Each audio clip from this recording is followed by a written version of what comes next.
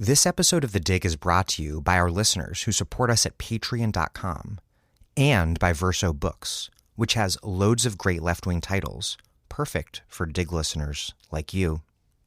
One that you might like is the 2019 Verso Radical Diary and Weekly Planner. A stylish diary filled with radical historical dates from across the world, the 2019 Verso Radical Diary is a beautifully designed week-to-view planner where you can keep track of the year ahead. Alongside illustrations and book excerpts, it features significant radical dates from throughout history, including the English Civil War and Black Panther movement, through to the protests of 1968 and feminist emancipation, touching on the lives of revolutionaries such as Angela Davis, Rosa Luxemburg, and Martin Luther King Jr. The 2019 edition includes illustrations from Savage Messiah, Laura Oldfield Ford's brilliant psychogeographic graphic novel, as well as extracts from brand new Verso books, including Revolting Prostitutes, New Dark Age, and Paradise Rot. The 2019 Verso Radical Diary and Weekly Planner, out now from none other than Verso Books.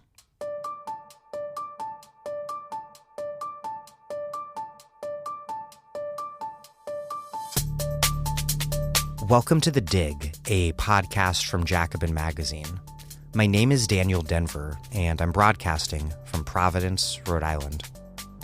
10 years ago, a financial system of unprecedented complexity and power rapidly spiraled into crisis, dragging much of global politics and the economy down with it. As my guest today, historian Adam Tooze details in his book, Crashed: How a Decade of Financial Crises Changed the World, those crises metastasized and morphed as they coursed through American homes and European sovereign debt markets, exploding into the Tea Party and the German-led European politics of austerity, and ultimately creating today's reality of a neoliberal establishment in a profound crisis of legitimation in the face of an ascendant far right and also a renewed left, a left that is still, of course, mostly out of power, but that is also the last and only solution to globalized barbarism. This is a fascinating, long, and highly complex story that Tooze tells. And in this interview, we go over quite a lot of it. Okay, before we get rolling, it's a busy year at the Dig. We have parsed the crisis of American empire, the history of neoliberalism, social reproduction theory, the white power right, and so much more at a level of detail that, casting all humility aside, I will boldly claim that you simply won't find anywhere else in podcast land. And we have so much more coming up. Melinda Cooper on the family politics of neoliberalism, Aziz Rana on the settler colonial context of American immigration law, Mohammed Mahmoud Ould Mohamedou on ISIS and the War on Terror, Annabelle Hernandez on the war on drugs in Mexico, and Silvia Federici on Caliban and the Witch. This year, we also invested a load of money into hiring producers to record my guests in person so that it sounds like they're in the studio with me rather than coming in over a fuzzy Skype or landline. And, looking down the road, once Jacobin builds our new website, we will be transcribing every single episode of The Dig so that it's freely available to the public. And there's more. Beginning next year, I'm bringing on Alyssa Battistoni and Patrick Blanchfield and maybe others to occasionally take over the Dig's Patreon newsletter to write brilliant responses to my interviews. All of this is only possible because listeners like you support us at patreon.com/thedig, and I'm very thankful that so many of you have. The more of you that contribute, the more we can continue to improve and expand on what we're doing. And so please, if you haven't already, contribute what you can at patreon.com/thedig. $5 a month gets you access to our great newsletter, which, as I just mentioned, is about to get a whole lot greater. $10 and we'll send you a copy of Assad Hater's Mistaken Identity or Jacobin's ABCs of Socialism. Contribute $20 or more a month and we will send you a load of left-wing books. So please, take a moment and help us to finish this year on a solid note and to build the foundation for the Dig's long run at patreon.com/thedig. Thank you very much. And here's Adam Tooze, an historian at Columbia University and the author of Crashed: How a Decade of Financial Crises Changed the World.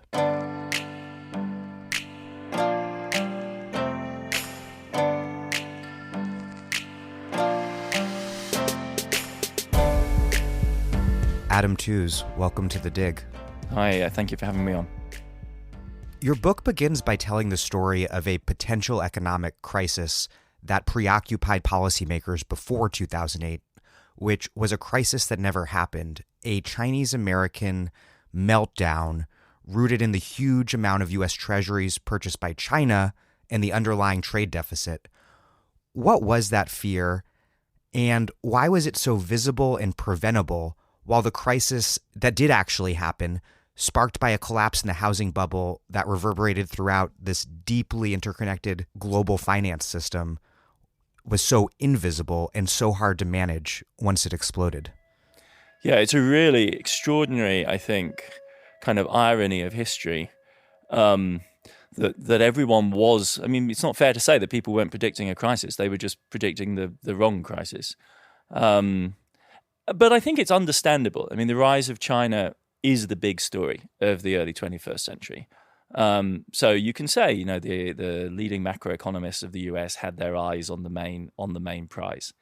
You could also say that many of them were exiles of the Clinton administration and needed a stick to beat the Bush administration with for the early 2000s.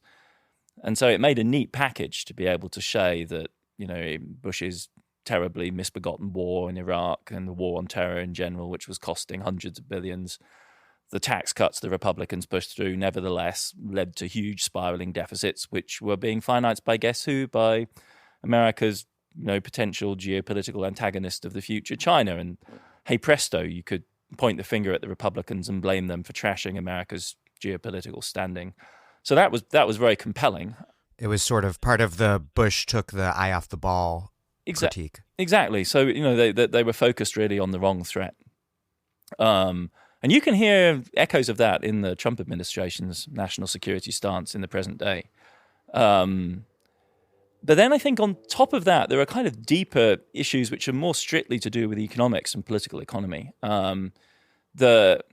The model of America's economic relationship with China was sort of reassuringly familiar. I mean, this looked like standard macroeconomic imbalances of the type that macroeconomists have been analyzing ever since the days of Keynes and Bretton Woods in the 40s and 50s.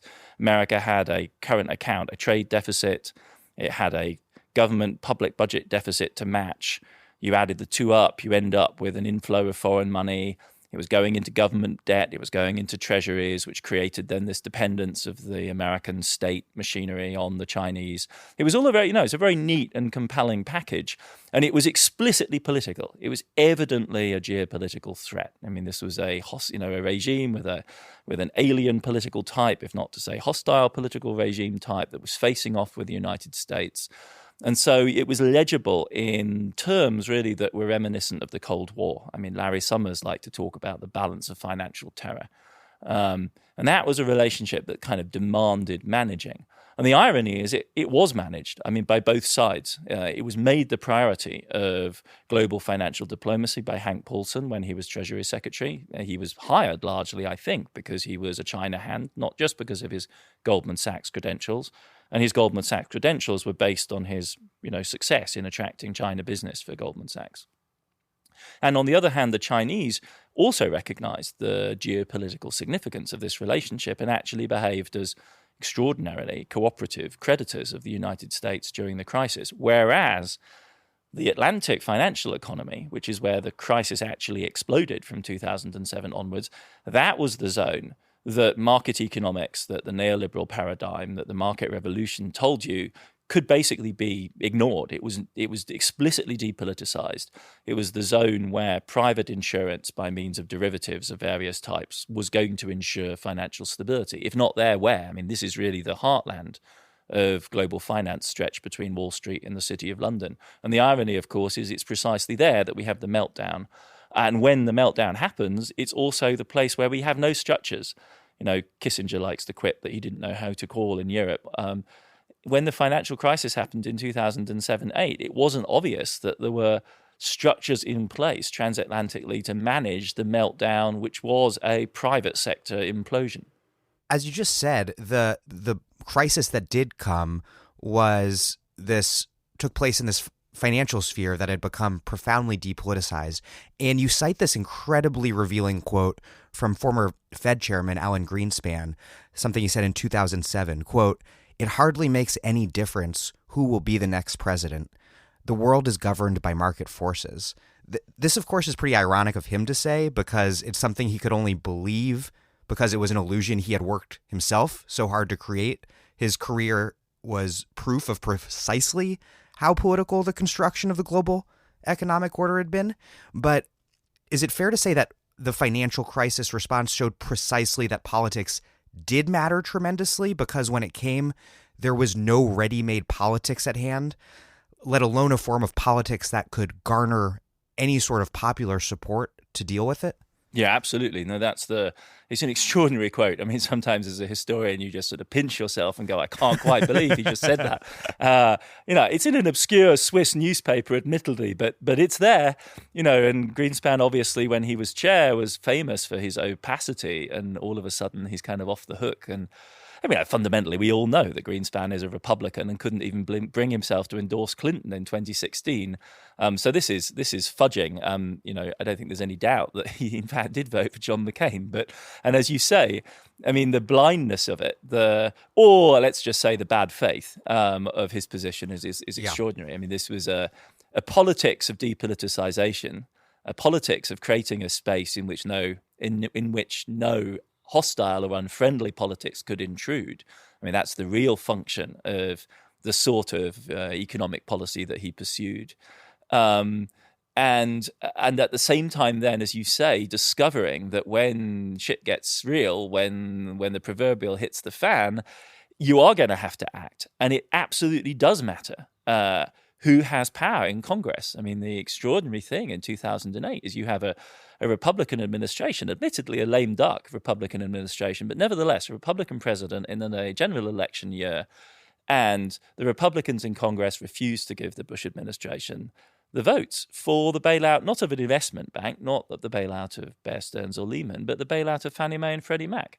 They, in fact, rely on extraordinarily fragile congressional coalitions they put together with the Democratic majority that was elected in 2006.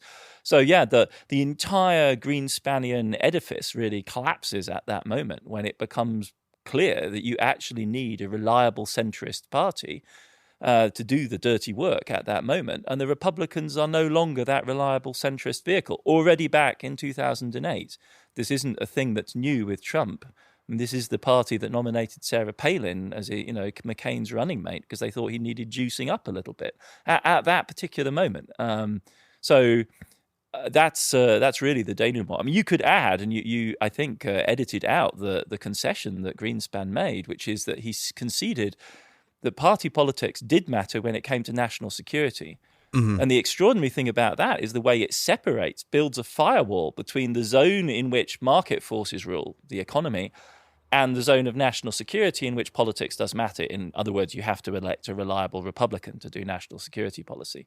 And the premise of that, of course, is that national security policy can be separated from the economy, which can only be true under two assumptions. Either they really are indifferent to each other, one doesn't matter, or the economy can only act in your interest, because otherwise you'd have to reckon with the geopolitical fallout from economic development as a major foreign policy, as a major security policy concern. And that, of course, is the world that we're in right now. I mean, it turns out that global economic growth, it actually generates contenders for geopolitical power, which America then has to deal with. The gods of economic growth are no longer squarely on America's side. And that, to me, is, as it were, the second great shock, really, to the Greenspanian paradigm. As absurd as the financial crisis made Alan Greenspan's comment seem, in many ways it still seems as though the massively political response to the crisis in the U.S. still only served to deepen the formal depoliticization of economic governance. You cite Treasury Secretary Timothy Geithner writing about how managing the crisis, to him, felt like the experiences of the members of a bomb disposal unit in the movie The Hurt Locker. And sure, of course, it was necessary to stabilize the system, but Geithner's statement reflects this notion that it was a matter of technocrats who needed to fix things, which in turn normalized the notion that finance would inevitably rule the economy and our lives. How did the profound failure of the market experts, for those very same market experts, affirm the indispensability and unquestioned authority of market experts? I mean, in part, it is absolutely a kind of dazzling effect of technocracy's, unshakable confidence in itself. I mean, it has precisely that perverse logic where the people who screwed up then assert that they're the only people who could possibly fix this, and then go on to do so, and then are kind of bewildered and surprised by the consequence, which, in some sense, is obviously the collapse of the political support that they actually need to sustain their mode of governance. You might say that part of the problem is that there wasn't really at that moment a credible alternative. I mean, part of the grip that the technocrats have on power is that they, by virtue of sitting at the core, at the center of the network, the flows of money and the flows of information, when things get real, as they do from the fall of 2007 onwards, are privy to the mechanisms which are actually undoing the financial system. And it's not clear that anyone really outside that central network does actually understand what's going on, what the priorities are. I mean, the congressional reports that followed in the aftermath, the vast majority of commentary on the financial crisis of 2007-8 is just simply beside the point. And that, of course, strengthens the technocrats in their sense that they're the people who have to control this because everyone else is just really, really just doesn't understand what's going on. And certainly for me, part of the purpose of writing this book was to write a version of the history of the crisis that the technocrats cannot deny gets to the heart of what they were doing. That requires a kind of proximity to them. I mean, this requires an engagement with them. It requires an engagement with the way they think. But the effect, I think, is to produce a narrative which, the people closest to the story find hard to resist. Damning as it does in the end, I think, turn out to be. And that was certainly the aim of this book, is to provide an account which explains how it looked from the inside. And the key element of the story there is that what it looks like is a bank run. Everything else bleeds away into insignificance. I mean, the real estate drama really stops mattering beyond a certain point. Now, of course, that's a huge political blindness because tens of millions of people are going on suffering. But if you're at the heart of the crisis management team, what you're focused on is bank liquidity, and then bank recapitalization. Those are the two variables which are really going to decide between life and death at this moment. And so I really wanted to quite deliberately stress, as it were, and emphasize and bring into play and explain for audiences which are not privy to this kind of technical discussion what it is that those kind of people now think was really the driver of the crisis. The TARP vote was really revealed how indispensable both finance and the managers of finance, the regulators of it, the putative regulators of it, had become, because TARP was really an outrageous bill, but it's also true that there wasn't really an alternative. It was outrageous, and the massive left and right opposition to it was really limited to no. It was limited to no, and it only passed under false pretenses.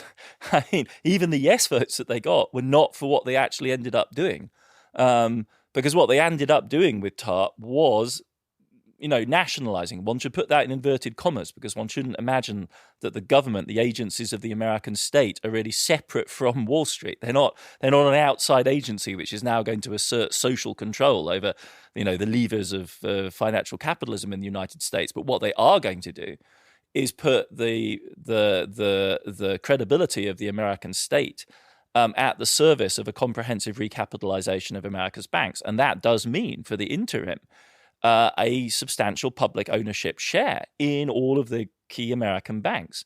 And that is not something, even in the darkest days of late September, that they thought they could get through Congress. So that's not how TARP is advertised. I mean, TARP is advertised as a program which is going to provide, relief for troubled assets. In other words, they're going to buy bad securitized mortgages. And it's festooned with all sorts of giveaways for homeowners as well. It was promised that they were going to deliver relief for homeowners. That's what brought some of the Democratic votes on board. What they actually use it for in the first couple of weeks of October is to recapitalize America's banks. And we know that earlier in the year, they had considered just a direct approach to Congress saying, look, the cheapest and easiest way of doing this, a fix, is recapitalization. And they just declared this dead on arrival politically, right? No Republicans, there'd be 0 Republican votes for it. And if there was 0 cover from the Republicans, then no Democrat could vote for it either, because you would just be left hanging out to dry.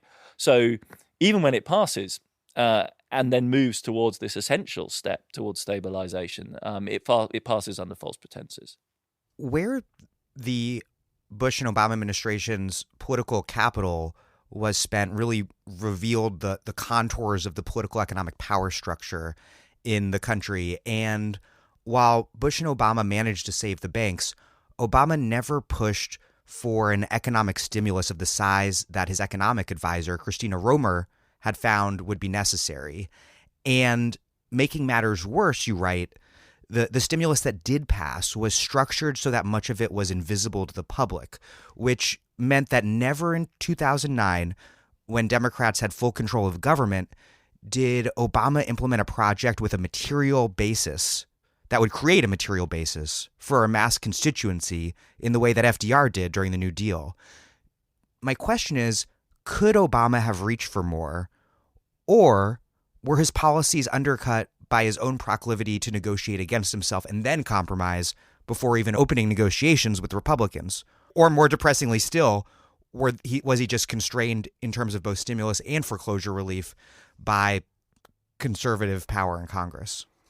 I mean, I think all of those factors are in play. His proclivity for bipartisanship, the furiously bitter resistance of the Republicans to any measures of his administration. I mean, there's not I think maybe, is there a single vote, I think, for the stimulus from the Republicans? I think it's 0. It's 0. Into early 2009, it's 0 or single digits, low single digits, at a moment when 800,000 Americans are losing their jobs every single month. And this is a bill festooned with tax cuts, made maximally attractive to the Republicans in that effort.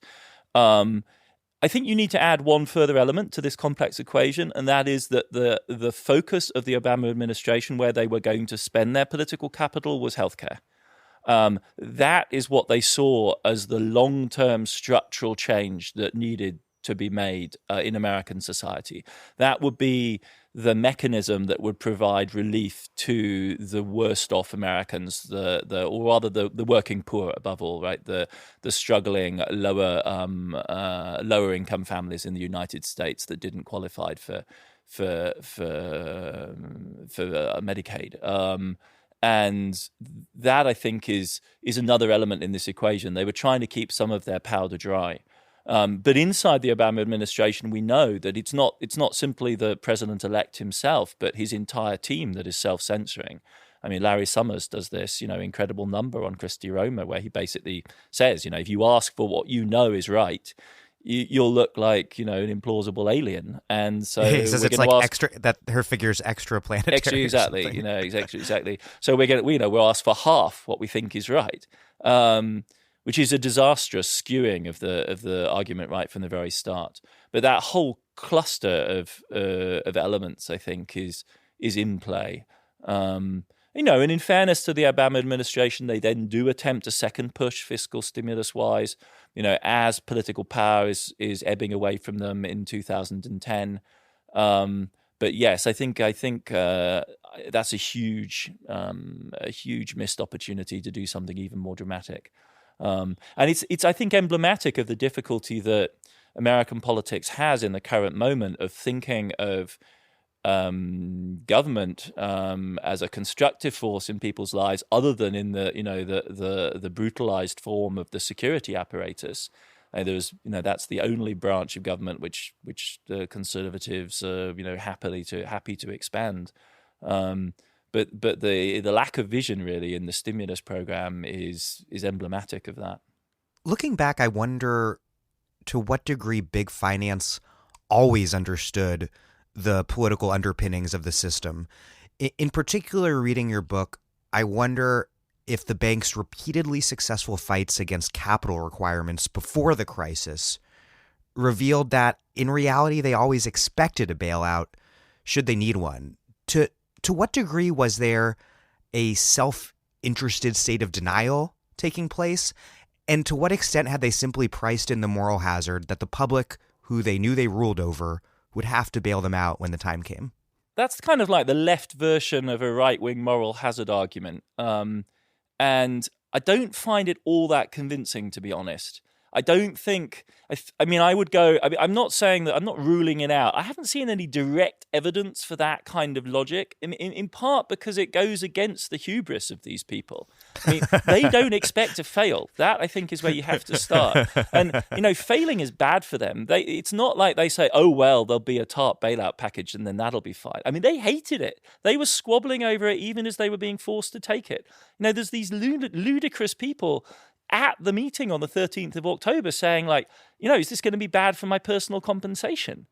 And you've got to, I think you have to reckon with the hubris of this elite group. That to me is a more compelling explanation than the idea that they deliberately calculated the possibility of them being rescued, and that was part of their deal. That is classic moral hazard argument, and I just think it's an unconvincing portrait of the logic here. And they do, after all, they don't get there by a straight route. I mean, they let Lehman fail. And it's Lehman failing and the sort of vertiginous cliff edge kind of experience that provides, which provides the impetus for TARP. I mean, when people ask, would it have been better to save Lehman, which would be the straightest route to the kind of scenario you're talking about. In other words, no one ever fails. I'm always tempted to say, well, okay, sure, that would have dampened the damage in the first instance, but then I don't think we ever get to a comprehensive recapitalization. And that's what really provides the oomph behind the really very successful recovery of the American banking system from 2009 onwards, is that step into a much more comprehensive rescue package. So, and if you calculate all of that in, then this is quite a twisted path that we're implying. I just want to fail, which then tips the political system into dramatic action, which then makes us all good. I'm not finding that persuasive as a narrative. I want to rewind a little to before the crisis and unpack some of the mechanics at play. In your book, you argue that to understand the crisis, we have to place it in political and geopolitical context, and also get into some pretty harrowingly detailed economics that have long, you write, been hidden inside a black box. So in that black box, something called wholesale funding markets reside.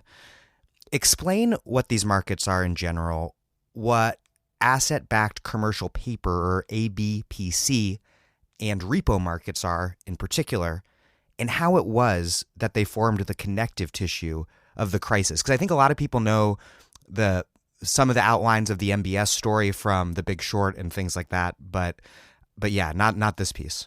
Yeah, no, it's very important, I think, to get the emphasis right. And this is what I meant earlier on by focusing on, as it were, the crisis as it unfolded in 2007-8 and what it was that the crisis managers were actually trying to manage. I mean, what everyone is familiar with from narratives like The Big Short is the story of how mortgages were securitized and how those mortgages went bad, and how, some really crazy lending practices were going on at the time. And so this is the familiar story of a bubble that then bursts. And we've had those before. But what we really need to explain is how they turn into a systemic heart attack. I mean, if you think about it, the dot-com bubble bursting in 2000, 2001, the losses in that first phase of the dot-com bubble bursting were larger than in the real estate bust of 2007-8. And there's no banking crisis in the early 2000s. So what that tells you is that we need another step in our explanation of the crisis. What we need to understand is how this turned into a bank run, how the losses that were incurred by the mortgage crisis turned into a threat to the entire system. How we go in medical terms from catching a really bad case of the flu, which is what happened to the US economy in the early 2000s, to this condition of being really in a state of cardiac arrest, which is what the situation was in 2008. And the crucial aspect of this is not, as it were, the asset side of the bank's business, what they were lending, what was owed to them, but who they owed money to. Because banks don't lend their own money. They're not like regular investors. They're not like pension funds. They borrow money to lend. And so their business is always vulnerable to a bank run. In other words, the sudden withdrawal of funding. And when we say bank run, we generally think of depositors. We think of classic scenes of depositors queuing outside banks, desperately trying to get their money out. And there were one or two of those during the 2007-8 crisis, most spectacularly in Britain with Northern Rock in the fall of 2007. But that was an ex-post development. Those depositors were taking their money out because they knew the bank was going down. What was pulling the bank down was another sort of depositor, not regular retail people, but the market funding that modern banks rely on to build their businesses. And that's where all this complicated stuff comes in, ABCP, asset-backed commercial paper, and repo. Because what those are mechanisms for taking a mortgage-backed security and funding it on your balance sheet, which is what the banks were trying to do, hold this stuff. After the crisis, there was a lot of moral opprobrium. There were lawsuits about the fact that the banks were cynical enough to create securities out of mortgages they knew were bad and then sell them to investors. And now that's obviously reprehensible and they deserve to be pursued for doing it. But if they'd actually done that systematically with all of their bad assets, we would not have had the crisis of 2007-8. We would have had the dot-com scenario. We would have had a bad case of the flu. What's so dangerous about 2007-8 is that the banks are actually holding these bad assets on their balance sheets. And when the markets become aware of the fact that they've got this stuff on their balance sheets, they withdraw funding. And the way that happens is through a bank run. And what that means is, in 2007-8, is that you can't, as bankers would say, roll either your ABCP or your repo. So what are those? An ABCP is a asset-backed commercial paper. It is a debt backed by assets. The assets in question would be your securitized mortgages. So you take a bunch of securitized mortgages, maybe running for 3 to 5 years, something like that. And what you do is you make out of those and you match them up with a 3-month loan, which you secure against the value of those assets, those claims that you have. They stay on the books, but they're on the bank's books, but they're collateral for the loan should that be necessary. More often than not, actually, with ABCP, they were moved off the bank's books. This was one of the real wheezes of the pre-crisis period where regulators allowed them to move them off into so-called special purpose vehicles. But essentially, they are on the bank's books. And what the bank then does is to get a rolling stream of 3-month funding for those mortgages. So you've got 100 billion, roughly speaking, somewhat like Citigroup had almost 100 billion, I think, on its books. And those things would roll, those mortgages would repay over a 3 to 5 year period, maybe. And it was funding them by getting new commercial paper funding every 3 months. So as those things come due in the crisis and people realize that the underlying assets are not good, it becomes impossible to renew that commercial paper funding. And then all of a sudden, you've got $100 billion worth of assets, and you need to pay back your last lot of commercial paper to fund the $100 billion worth. And you've got no one who's willing to sell you, no one who's willing to give you a 3-month loan. And so at that point, you have to sell those assets. And that creates a so-called fire sale in which the value of the assets collapses. Repo is something similar. It's a repurchase deal. And those run on even shorter terms. Generally, huge volumes of repo business are done literally overnight. Wow. So a bank like Lehman would fund a portfolio of $250 billion worth of securities, which it was holding to get the interest on them, which it had paid for, with money that it was borrowing literally overnight. And then, of course, it has to pay back the loan it took out the previous night, the next night, and for that it needs a new repo deal. And a repo deal is a deal where you literally buy a mortgage-backed security, and then immediately sell it to somebody else on the understanding that you will buy it back from them a day later, which is the equivalent essentially of them lending you the money for a day against the collateral of the security. So that explains how Lehman could go from being a functioning investment bank in the summer of 2008 to being dead in the water within a week in the second week of September, because it simply lost access to these kind of repo markets. They're like depositors. It's like a bank run. The depositors are withdrawing their confidence, but it's going on a huge scale. We're talking hundreds of billions of dollars, which are being suddenly no longer provided to the banks. So is it fair to say that the core vulnerability here is the bank's total dependence on all of the short-term funding? Yes. Yeah. And the single most important indicator of the shift to a more stable bank model, relatively more stable that we're in, is the rise of their deposit funding. To the extent that they have deposit funding, because deposits are guaranteed by the FDIC, the Federal Deposit Insurance Company, they are relatively run-proof in a crisis. People don't panic as much, so that money tends to stay in the bank, and so the banks aren't exposed to the same kind of pressure. So that's the black box within which the crisis was made. And then there's another black box, which is the one within which much of the response to the crisis took shape. We all know about TARP, but you also tell the story of how the Federal Reserve provided dollar funding to banks, not only in the U.S., but also to banks worldwide. At least half, or maybe more than half, of the Fed's liquidity support, I believe you write, went to foreign banks. Explain these enormous measures, including these facilities I'd never heard of called swap lines, and why it was that they never received much public notice or debate. Was this response intentionally kept quiet in the wake of the massive backlash against TARP? Was it a way to continue to bail out banks, but to do so through the autonomous technocratic powers of the Fed rather than through legislation that would be subject to public scrutiny? Yeah, absolutely. I mean, there are two types of problem that a bank has when it gets into trouble. One is that it's made big losses on the money that it's lent, and that will eat up the capital that investors have put in to make the bank a going concern, because you can't take the losses out of depositors' money. So you have to take the losses out of the money that people invest in the bank so as to earn the enormous returns that banks offers to their investors. The other type of problem a bank can have is the bank run problem, where it is invested in long-term loans, but it is borrowed money short-term to fund those loans. And the classic example of that is the current account depositor, who has to give no notice and can simply take out thousands of dollars anytime they like. And then there are, of course, all of these market-based funding mechanisms, which are, if anything, even more scary from the point of view of the bank management.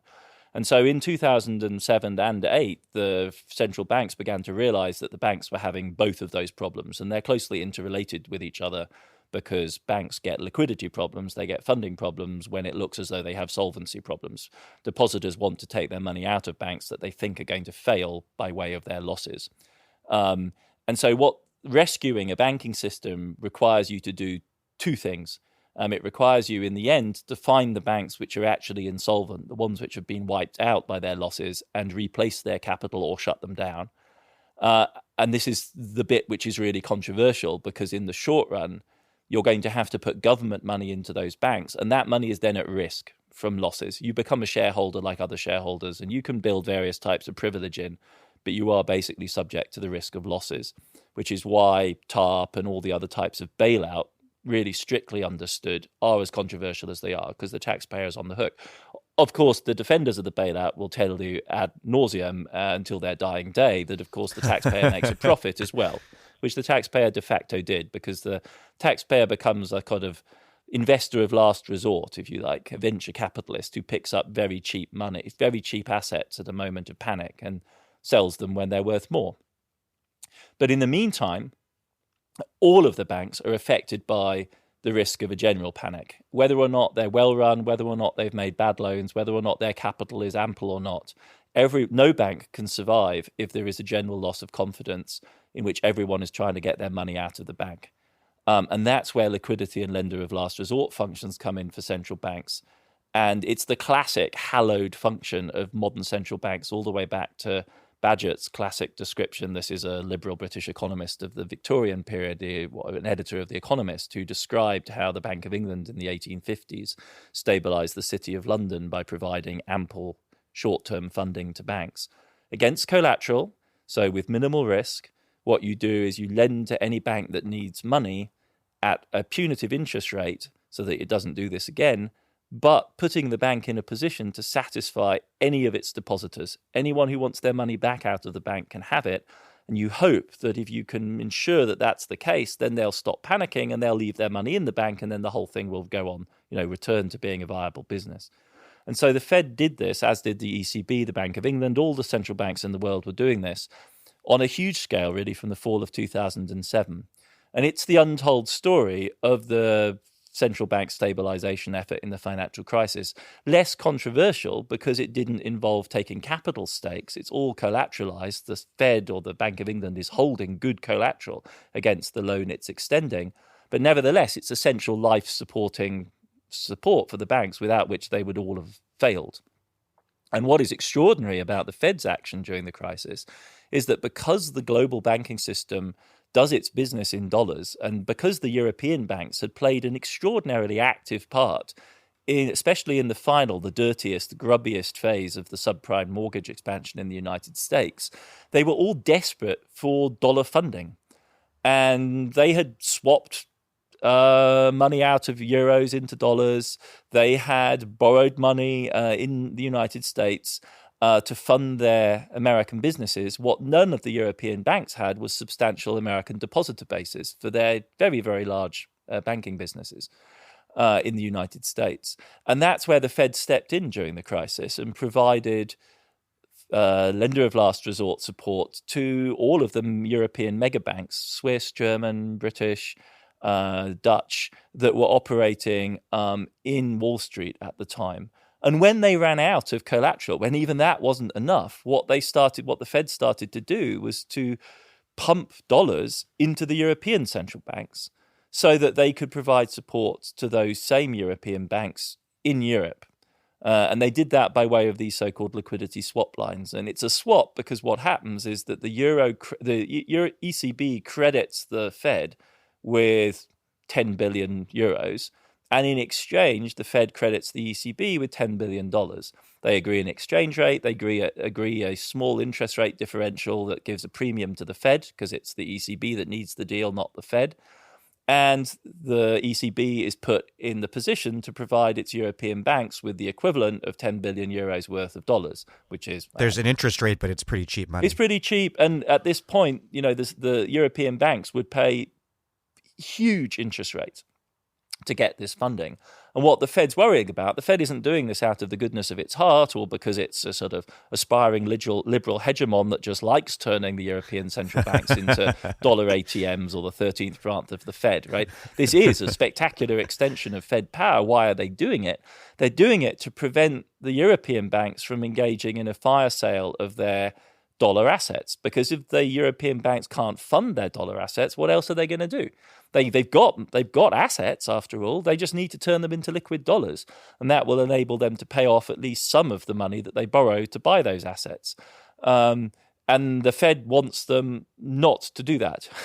It wants them not to do that because that would, of course, put huge pressure on American asset markets, and it would force American banks to recognize the losses that they'd incurred, and then we'd be sucked back into the downward spiral that was threatening to kill everyone. So as a way of, as it were, ensuring a standstill, what the Fed does is basically swamp the world with dollars.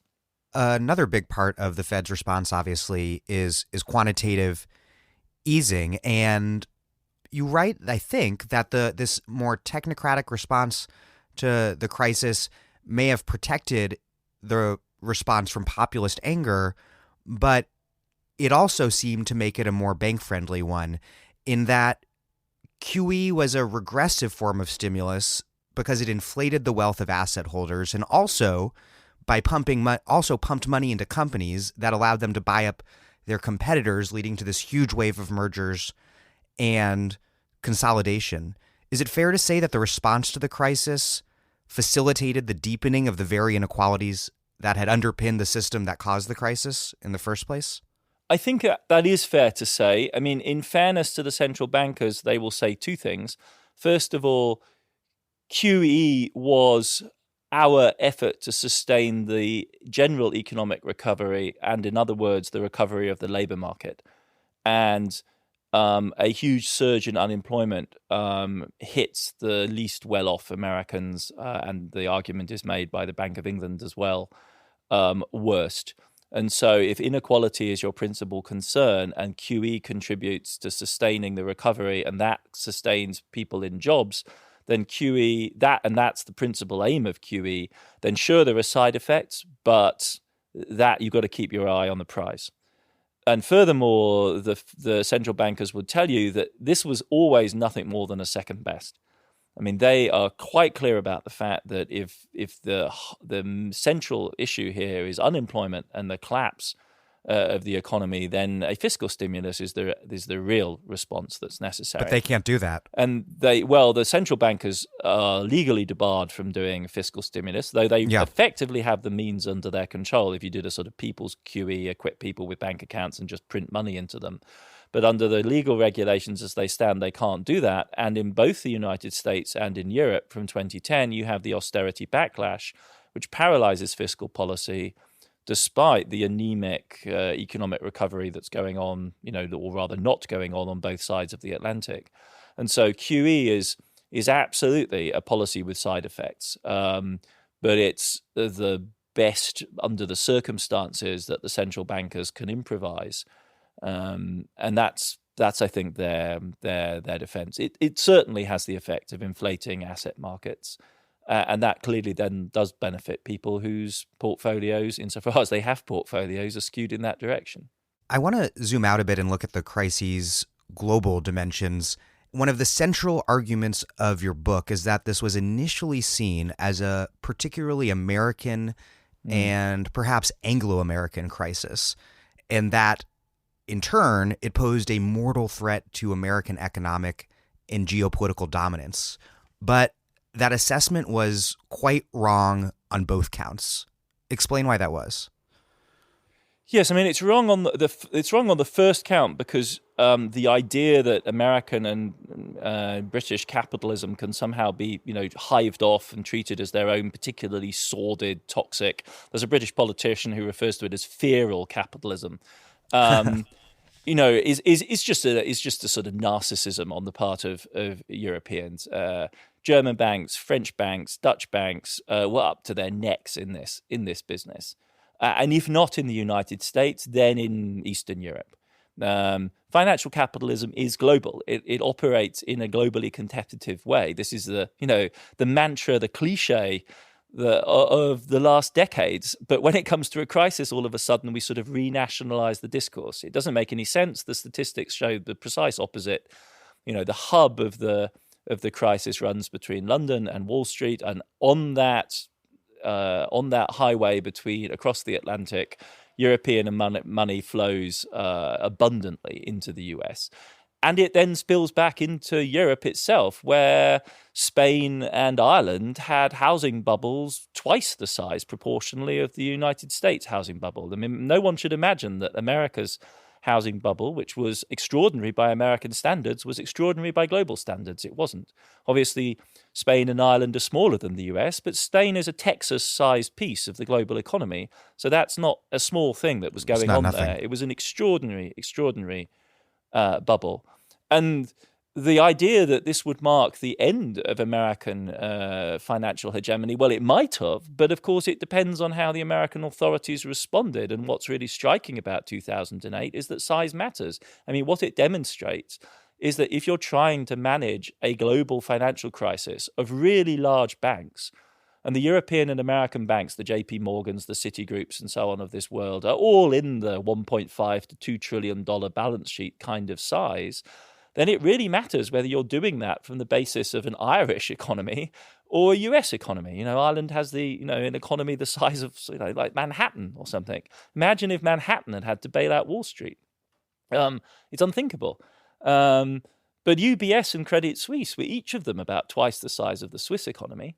And And that's an extraordinarily dangerous asymmetry. And so in practice, the crisis, in fact, had the effect of reaffirming the dependence of global finance and the national crisis management of the Europeans on the United States. Far from this being a moment in which the dollar falls from grace, this is a moment in which the centrality of the dollar is massively reaffirmed. And it didn't stop there. I mean, it rumbled on, of course, into the second phase of the crisis, which is the Eurozone crisis, which the same sort of perverse narcissism which describes the 2008 crisis as American, with the Europeans as sort of hapless bystanders, then makes the 2010-2012 Eurozone crisis into some sort of peculiarly European fiasco. And it no doubt did have peculiarly European features, but fundamentally it is an aftershock of the damage that was done to the European banking system in 2007-8, and the very incomplete measures the Europeans put in place in 2008-9 to deal with that damage.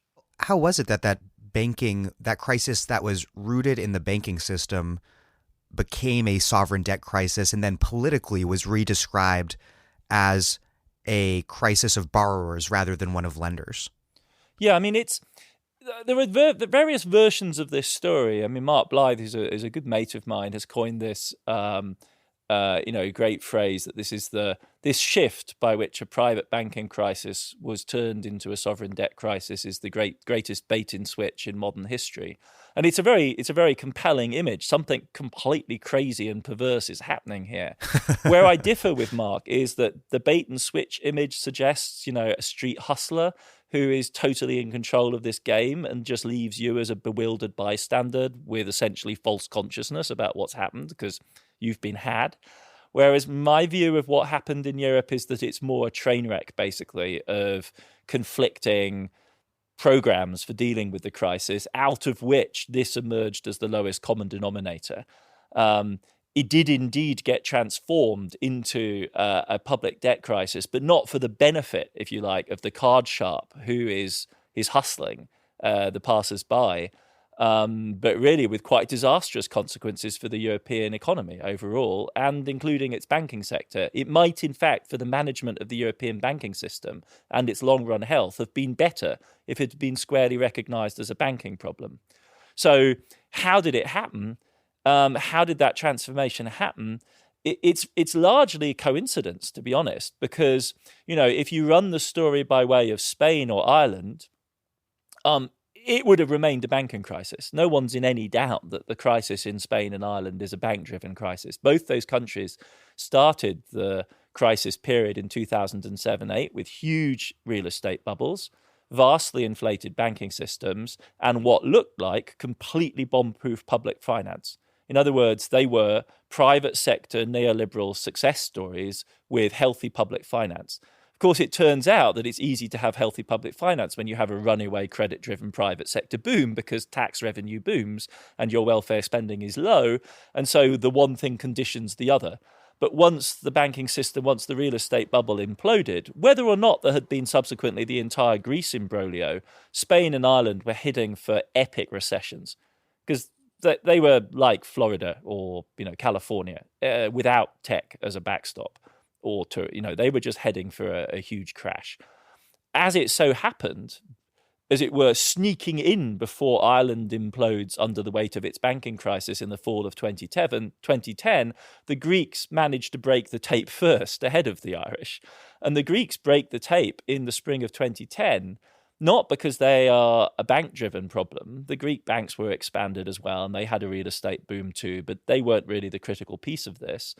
It was the fact that the Greeks had piled up huge debts in the 80s and 90s before they entered the Eurozone, had not done enough to reduce those in the good days of the Eurozone boom in the early 2000s. And then when things got rough after 2008, regardless of the fact their debt levels were already too high, they decided to launch a fiscal stimulus, their tax revenue plunged, tourism revenue imploded, and all of a sudden, Greece is growing its deficit by 12-13% per annum on top of a pre-existing debt level, which then rockets to totally unsustainable levels. It's already clear that the Greek debt has to be restructured by the fall of 2009.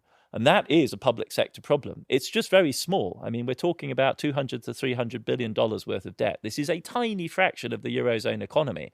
But at that point, then, the question of how to deal with that and the fact that certain key actors in the system decided to turn this into a battle royale over the constitution of the Eurozone creates the conditions for this to become a much more general problem. And the real risk, and the risk that is still hanging over us today, is that on top of the Greek serious sovereign debt problem, but small because it's Greece, and the very big banking problems that Spain and Ireland have, there is lurking in the background a very big sovereign debt problem, which is the Italian sovereign debt problem. And the real risk is that the banking crisis in Ireland and Spain and the genuine sovereign debt crisis in Greece, small though it is, leap across the firebreak and cause a conflagration of the Italian sovereign debt issue, which is the real, that's where the Eurozone really runs out of answers. And the dynamic of the Eurozone crisis is really the oscillating between these three poles: the acute crisis in Greece, the banking crisis in Spain and Ireland, and then the lurking, unexploded ammunition dump that is Italy. Before I ask you more about Europe, and I have a bunch of more questions about it, I wonder, did a similar shift happen in the U.S. with the rise of the Tea Party, which, even though it was in many ways sparked by the TARP bank bailout, took the form of a taxpayer creditor revolt against debtor homeowners, against a homeowner bailout that never really happened? Yeah, absolutely. I mean, it's very important not to misread the Tea Party. The Tea Party is not a protest movement against bailing out banks. The Tea Party is a protest movement against the prospect that homeowners might be bailed out, right? I mean, it's absolutely extraordinary. It's a small government protest unleashed by the terrifying prospect of a liberal democratic administration with a black president presiding over a crisis fighting, which is clearly going to expand American government, already has and is going to expand it even more. And it's that really sets up the Tea Party crisis, right? Tea Party is not, in that sense, terribly original. It's classic anti-welfarist, more or less overtly racist, American right-wing politics thrown into a tizzy by the situation of 2008, which from the point of view of functional stability requires state action, which is the red flag to them. So they're willing to vote against state action, even if what it is doing is stabilizing the banking system and their friends in Wall Street and their sponsors in big business. But then when the question turns to the idea of, voting actual some support for struggling homeowners, that's what actually sets the Tea Party off. And then from then in, I think you're absolutely right. And it's not just the Tea Party. What we've really got to ask is why it is that mainstream conservatives and some people, it has to be said, on the right wing, the Rubinites in the Obama administration, were willing to make common cause with this panic about America's fiscal situation, which has all of them moving towards various types of non-discretionary, depoliticized sequester mechanisms as a way of shrinking America's deficit far more quickly than America has ever shrunk its deficit in a crisis of this kind of severity. I mean, Paul Krugman has a great graph showing how much more quickly the fiscal screws were tightened in the US as well from 2010 onwards. And of course, that's to do with the Republican backlash and the fact the Republicans gained control of Congress. But they have allies in the, Peterson kind of mainstream anti-deficit, anti-entitlements lobby, which has its friends in the Obama administration. And you're right that this has deep roots in the 1990s. What is it about? Is it an actually empirically grounded concern about bond vigil antis, or is it more of this kind of German style moral rectitude that drives this obsession with deficits so soon after the crisis, when the last thing the economy needs is less spending? Well, I mean, I think there is the real historical precedent of the bond vigilante moments of the 1980s and early 1990s. And that is reheated, rewarmed by the experience of Greece, and which is experiencing, bond market pressure, as are the other fragile borrowers in the Eurozone. The big difference, of course, and the controlling variable is the position of the central bank. I mean, the bond vigilantes were a threat to the Clinton administration because they didn't know where they stood with Greenspan. the bond vigilantes are a threat to the weaker members of the Eurozone because the ECB with Trichet in control is deliberately using the market as a mechanism of forcing decisions. I mean, I always quip, and it's kind of harsh, but it's not so much vigilantism as more like a Latin American death squad with, the police authorities turning a blind eye, but providing helpful lists of names and addresses of people that they might quite like taking out. That's bond vigilantism is originally an idea that there is no central authority and therefore the markets have to provide discipline. What we're seeing here is a much more dangerous cat and mouse game between conservative central bankers and markets trying to harry politicians into making tough fiscal decisions. And it has to be said, I think, that no one really had seen how powerful a central bank could be. I mean, when we talk about unconventional monetary policy in this period, it truly is unconventional and unprecedented. I mean, on the face of it, it's obvious that a central bank, if it sets its mind to it and is willing to buy 30 or 40% of the sovereign bond market, can stop panics. But kind of no one had done that outside Japan. And so there was a kind of learning curve. We now know that bond vigilantes are a paper tiger if you have an active central bank, but you could, with a little bit of charity, extend the benefit of the doubt. But I don't think there's any doubt that there are two other elements in play here. It's not so much moralism, though it's cloaked in moralism, as a determined effort to curtail the welfare state. This is what the rhetoric of entitlement cuts is about. And this third element, which is slightly more sympathetic, is a reasoned concern for sustainability. I mean, in Germany, the language of the environmental politics has totally morphed into the language of conservative fiscal politics. Controlling public debt is a matter of intergenerational equity and sustainability in the eyes of people of this disposition. And that's a kind of third element of this equation. And then there's a bunch of bad economics which came along, the Reinhardt and Rogoff results, the threshold at 90%, which became a meme at that moment, and which they were not too shy about promoting in international policy-making circles, though they now, of course, try to distance themselves from it. Because it was a basic spreadsheet error. Yeah, but I mean, it's not... The idea is common to conservatives. They happen to have gotten their spreadsheet wrong, but, the idea was really quite commonplace. And those kind of logics, once you get up to 130% of GDP, 140%, the arithmetic is scary, because at that level, when the debt is larger than GDP, if interest rates are large, then, it's a kind of foot race between the growth of income and the cumulative size of the debt, simply driven by the costs of interest. And you have to allocate an ever-increasing share of GDP to servicing this debt. It's, of course, it's important to add that we owe it to ourselves. I mean, this debt is, of course, owed by the government to citizens or investors, but that is itself a huge source of inequality, because the vast majority of people don't have any substantial share in this cake. So it becomes a redistributive situation in which taxpayers have to fund the repayment of this debt to people wealthy enough to own any of it. So the questions are real. But whether or not they ought to have been as pressing as they were in 2010, well, obviously, I'm skeptical about that. In Europe, how was it that the German model and the Bundesbank model in particular became the generalized template for all of Europe? Why was and is Germany so powerful? Well, it's important, I think, to understand the nature of German power. I think the simplest way to put it is it's simply a veto power. The Germans decided internally to regulate the relationship between their rich southern states, Bavaria, Baden-Württemberg, the really nice southern parts of former West Germany, and heavily indebted northern and eastern German states by means of a debt brake. A general agreement that there would be no further borrowing at the state level and tight control on general government borrowing. And that was the way they handled their own internal federal fiscal problem, if you like. And Germany is a big country relative to the modest size of European states. The largest state, North Rhine-Westphalia, is about twice the size of Greece and probably has a GDP 3 or 4 times that of Greece. And so if you're regulating a heavily indebted post-industrial region like North Rhine-Westphalia and holding it to those kind of standards, it's just not obvious to Germans why those same rules ought not to apply to Greece, because they apply within Germany.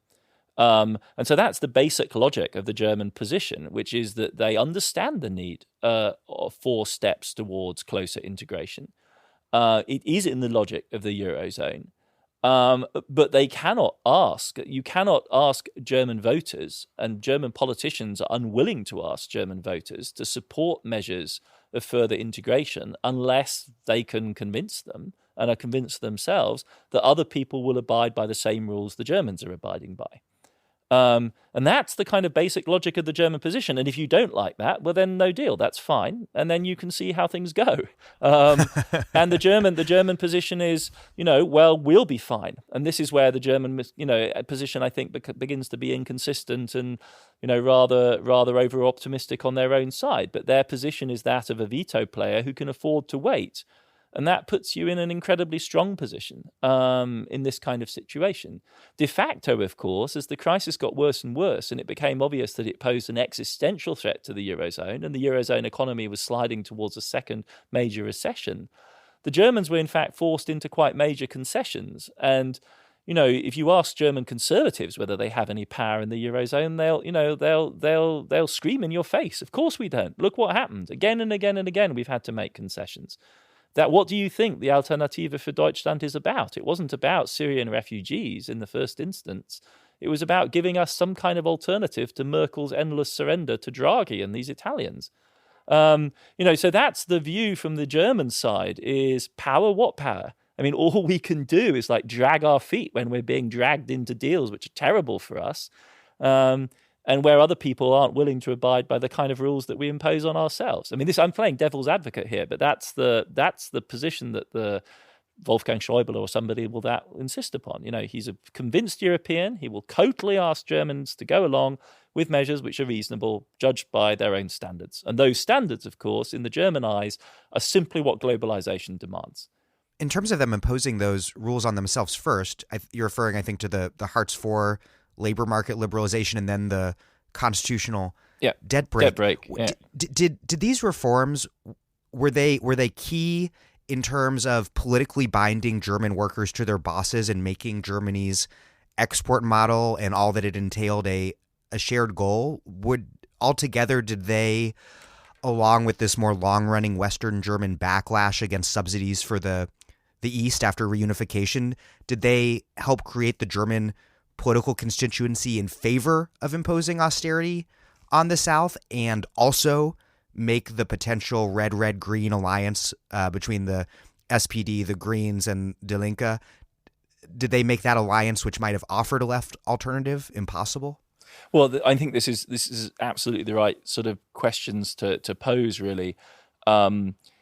The condition of existence of Merkel's dominance in German politics since 2005 is the fracturing of the German left. I mean, it's tempting to think of Germany as a latecomer to the crisis of the conventional party system in Europe that we're witnessing right now and seeing, in full flow in France, in Britain, and so on, in Italy. But the reverse is the case. I mean, the German left has splintered twice since the 80s, first with the emergence of the Greens, and then in reaction to the brutal rearrangement of Germany's labour market administration and welfare system, which we know as Hartz IV, which was pushed through basically overnight in 2003-4. The SPD splintered again with the creation of Die Linke, which was a party which recruited a big part of its membership from reformed versions of the East German Communist Party, the PDS, led by Gregor Gysi. And this created a three-way split on the German left, which has been crucial to holding the Christian Democrats in power as the party really to which there is no alternative. In political terms, there is no alternative to Angela Merkel. And that is anchored, that division, in a bitter division within the German working population between those who are in the heart of German manufacturing export competitiveness, still, as it were, can claim to have their interests represented by the SPD, increasingly large, marginalized, low-wage sector that was deliberately expanded by the Hartz IV measures, And then what you might call the kind of social, cultural, liberal group, many self-employed people, people with higher education, who are above all represented by the Green Party. And that coalition, which is crucial to sustaining a kind of progressive alternative in Germany, is incredibly difficult to patch together because the divides between the Linke and the SPD and the Linke and the Greens, and in fact even the divisions within Die Linke itself, are so profound. And that is, you're absolutely right, to a large extent, an effect of the, in inverted commas, reform measures of the early 2000s. They self-compound. And then with the debt brake, which the SPD and the CDU, when they had a huge 2/3 majority in the parliament, pushed through, that then further constrains the capacity for progressive, reformist, investment-led public sector policies at the national and regional level. I mean, right now, it's we talk all the time about the Greens re-entering government in Germany, and obviously the extraordinarily pressing agenda of the next decades is some kind of response to the climate change challenge. And Germany has the huge question of coal. I mean, it's a country still heavily reliant on burning coal for power generation. To replace that will take investment, and the German debt brake does not permit public sector investment beyond the zero deficit cap, which is crippling for progressive politics. I'm Aziz Rana, and you're listening to The Dig, a great place for analysis about where we are, how we got here, and what can be done. It's my favorite podcast, and you can support it at patreon.com. This episode of The Dig is brought to you by our listeners who support us at patreon.com and by Verso Books, which has loads of great left-wing titles, perfect for Dig listeners like you. One that you might like is The End of Policing by Alex Vitale, which is now out in paperback. Recent years have seen an explosion of protest against police brutality and repression. Among activists, journalists, and politicians, the conversation about how to respond to and improve policing has focused on accountability, diversity, training, and community relations. Unfortunately, these reforms will not produce results, either alone or in combination. The core of the problem must be addressed: the nature of modern policing itself. This book attempts to spark public discussion by revealing the tainted origins of modern policing as a tool of social control. It shows how the expansion of police authority is inconsistent with community empowerment, social justice, even public safety. Drawing on groundbreaking research from across the world and covering virtually every area in the increasingly broad range of police work, Alex Vitale demonstrates how law enforcement has come to exacerbate the very problems it is supposed to solve. In contrast, there are places where the robust implementation of policing alternatives, such as legalization, restorative justice, and harm reduction, has led to a decrease in crime, spending, and injustice. The best solution to bad policing may be an end to policing as we know it. The End of Policing by Alex Vitale, out now in paperback from Verso Books. There's a prevailing sentiment, I think, that the disaster in Europe resulted from unfettered market rule. But to what degree were the Troika's austerity policies an instrumentalization of business and finance demands? And to what extent was it more fundamentally political and ideological? You argue that if the Eurozone was simply acting on behalf of big business, that it, quote, failed spectacularly. So what did the Troika in general and the ECB, France, Merkel, Schäuble, and the Bundesbank in particular want? Exactly. I mean, I find the idea that the Eurozone policy was, in any sort of clean and straightforward way, a reflection of the interests of European capital or markets profoundly puzzling. Because throughout the crisis from 2010 to 2012, the markets are screaming for the Eurozone not to adopt, radical fiscal consolidation. Sure, down the line, they want that. Of course they do. But what they really want is activist intervention by the ECB. And they want the Germans to greenlight this. We have a pretty good idea of what a policy truly beholden to business interests looks like, and it looks like the United States. And that isn't what we got in the Eurozone. I mean, if the Eurozone and the US are two versions of this, then the US clearly does correspond to some balancing of the general interests of American capital. That's just an implausible interpretation of what we have in Europe. So to my mind, they could use a much better committee for managing the common affairs of the whole bourgeoisie. Yeah, I mean, if not the 13th of October 2008 meeting in the halls of the US Treasury, then when? I mean, that's precisely what happened at that moment.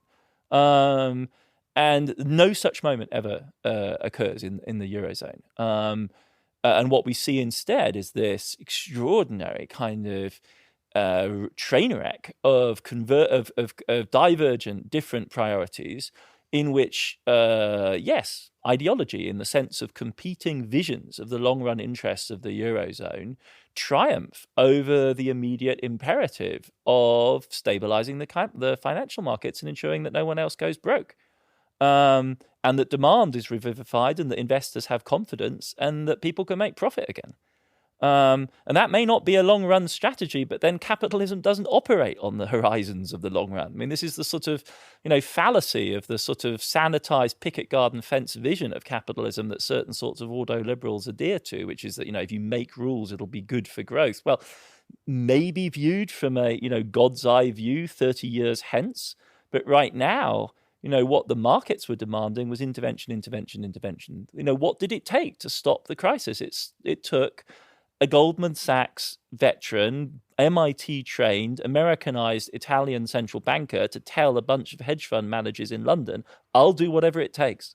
That's what it took. And that's the message which the European politicians and folks like conservatives like Trichet had refused to provide the markets with. Sure, Draghi made this conditional on fiscal consolidation, but if he'd said, I'll do whatever it takes in December 2011 ahead of the fiscal deal, that would have solved the problem too. The fact that he needed the fiscal deal, which the Germans hammered down on the Eurozone over the winter of 11-12, was an imperative of politics. It was not an imperative of the markets. One of the key ironies of your book, or the argument that you're making, is that Draghi finally embracing quantitative easing and stabilizing the European financial system also creates the breathing room for Germany and company to impose austerity on Greece, yes, without risking financial contagion from Grexit. And so this is, for me, like another example in your book of how it's hard to disentangle the, quote, effective and ineffective responses to the crisis, because this is financially effective, but from like a humane left whatever perspective, facilitates a political economic disaster. Yeah, but it allows conservatives to have their cake and eat it. I mean, the same is true in the United States, right? The sort of push me, pull you type quality here, where fiscal policy tightens and fulfills one conservative agenda, and the central bank loosens like crazy, and through that mechanism boosts asset markets and maintains a minimum level of confidence amongst investors. That's kind of as close to a ideal would be too strong a word, but that's a solution for the business class. And that's what it took the Eurozone an astonishingly long time to realize, right? The reality of actually living out a fully austerian view of Eurozone policy would have been catastrophic. It's only the periodic interventions by the ECB, the actions of the American Fed, the support of the IMF, that allow them to pursue doggedly that policy for as long as they do. And then when they finally reach the end of the rope in the summer of 2012, Draghi has to say the magic words. But of course, Draghi then doesn't do anything. I mean, the tragedy of the Eurozone is that having said whatever it takes, he does nothing. It's the Fed that launches QE3, QE to infinity, right? The truly unlimited expansion of American bond buying, with the unemployment target set by the Fed, the 6% unemployment threshold. Whereas it's really the looming threat of deflation, finally in the fall of 2014, that tips Draghi into action. And then, yes, exactly as you say, with Draghi in the markets, which is what Schäuble never really understood. Once you've stabilized the markets, you can really double down on exerting all sorts of other types of pressure on a rogue left-wing government, because there's a fire break. This isn't going to spread to anyone else. And did Schäuble not get that because it was for him and his fellow travelers imposing austerity on Greece and crushing Syriza was always more about containing political rather than financial contagion? I mean, I think they may not have got it. They may simply not understand the connection. They may genuinely have a kind of a radicalized moral hazard view by which if you provide the kind of relief that the ECB does with quantitative easing, you remove any pressure for governments to act. And I think, to put that another way around, in 2010, 2011, they were playing real hardball. I mean, they were willing to take the whole system to the edge, which I think just goes to show how little concern they really did have for the immediate prosperity of European business. This was not their top priority. I mean, Schäuble is not really a man who loves banks. He's a provincial German lawyer of a profoundly conservative bent. He's much more a kind of, imagine a Midwestern Republican who doesn't really have that much time for Wall Street. He's an evangelical Protestant.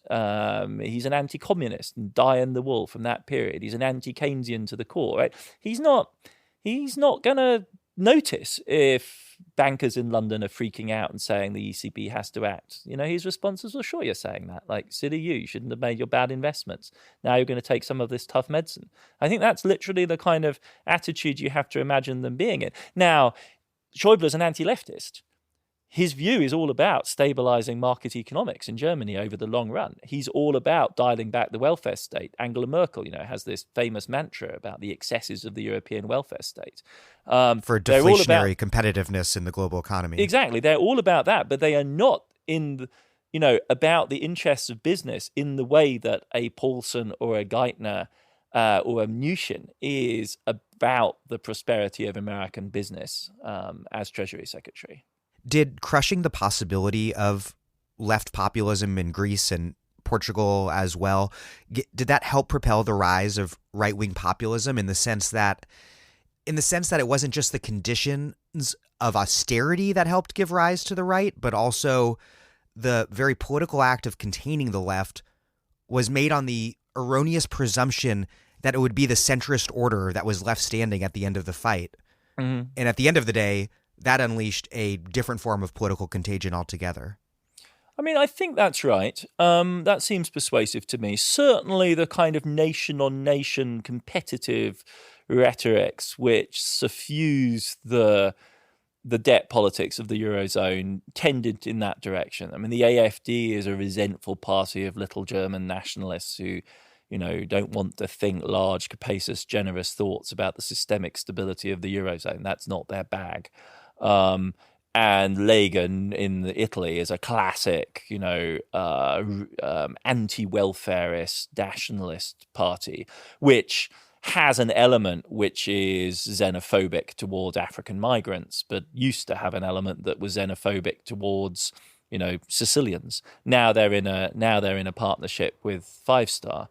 But yes, I think it's those kind of mediated relationships which have contributed to the rise of the nationalist threat in Europe. In Britain, there's very good sociological work which shows how the tightening of the trade-offs through austerity politics and the creation of apparent zero-sum games between existing UK residents and migrants in some of the more disadvantaged areas of the Midlands and the north of England helped prepare the way for the Brexit vote. Because it seems like the degree of the crisis was so extreme that there was going to be a political shift to some alternative to the status quo, and it was that same status quo that ensured that in much of Europe it would not be a left alternative.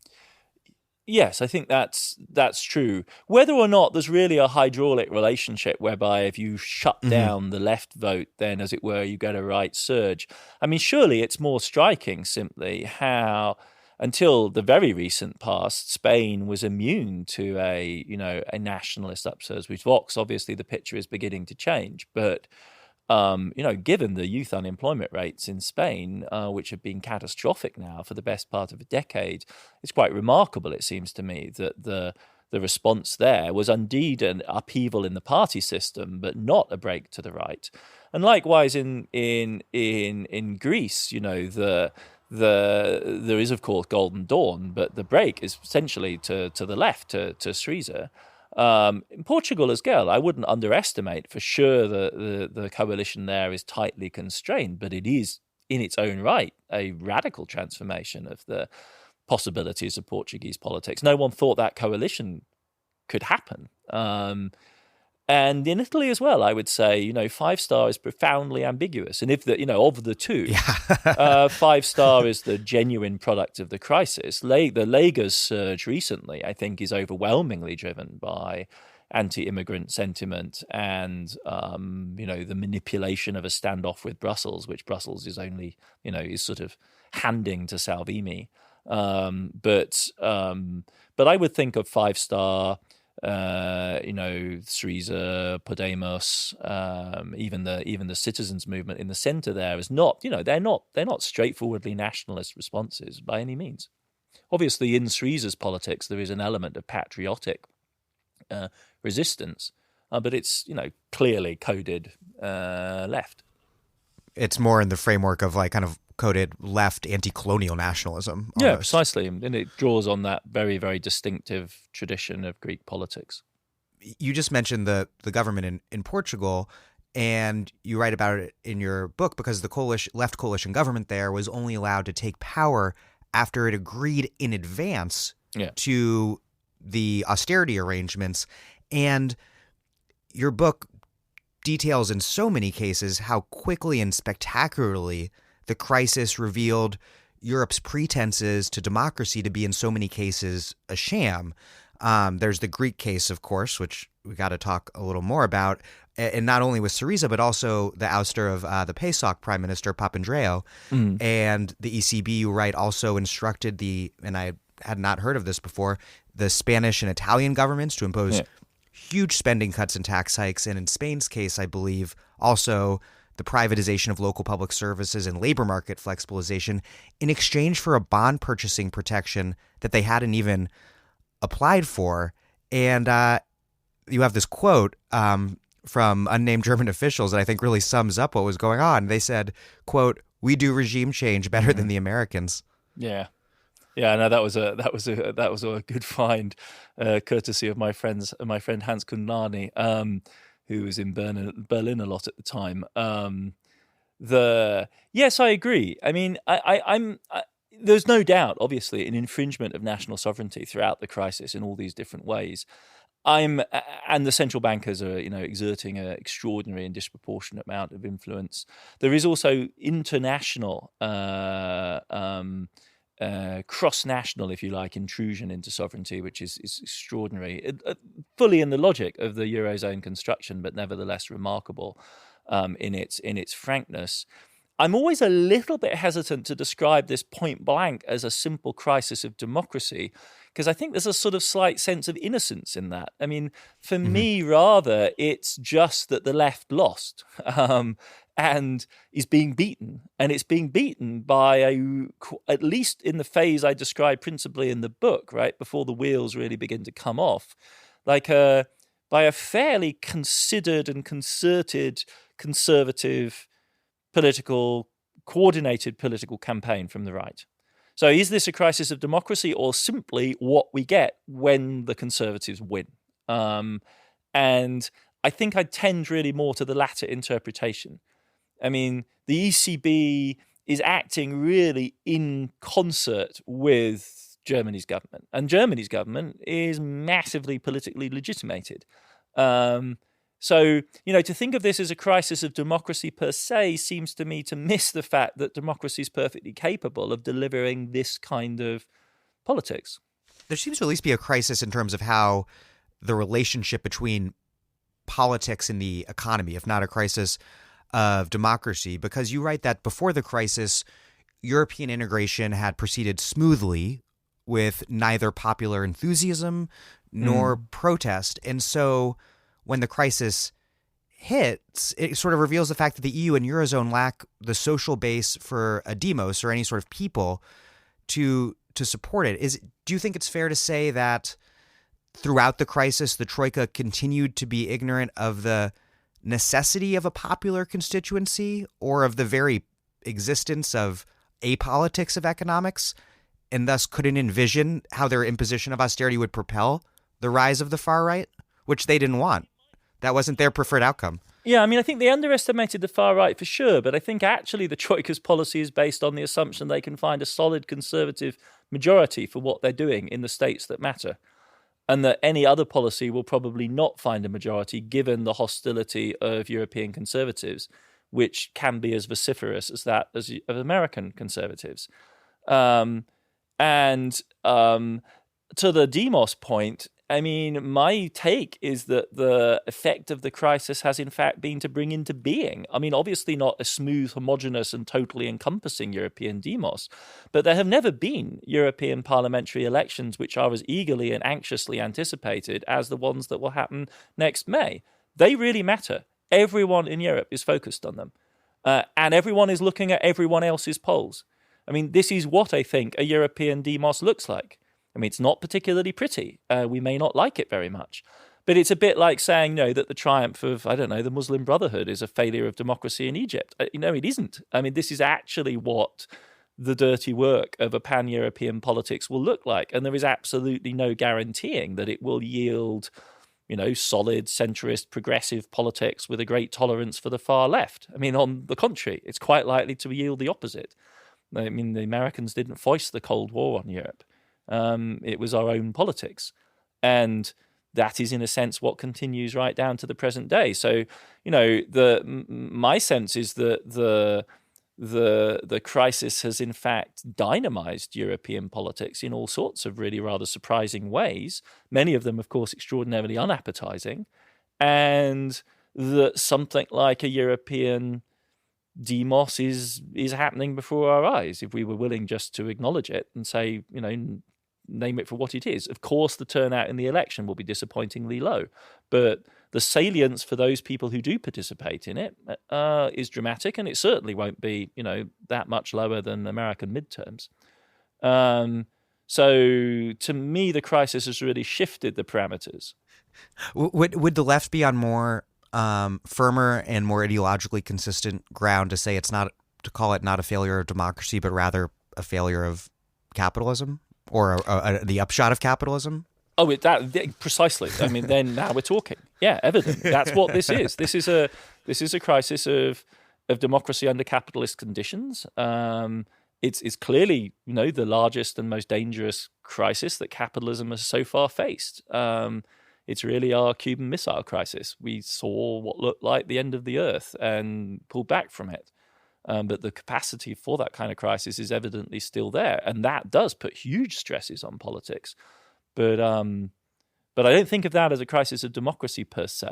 I mean, the crisis of democracy would be, the displacement of Berlusconi by Mario Monti. That was, but what happened? What happened is Five Star emerged and blew up the Italian party system.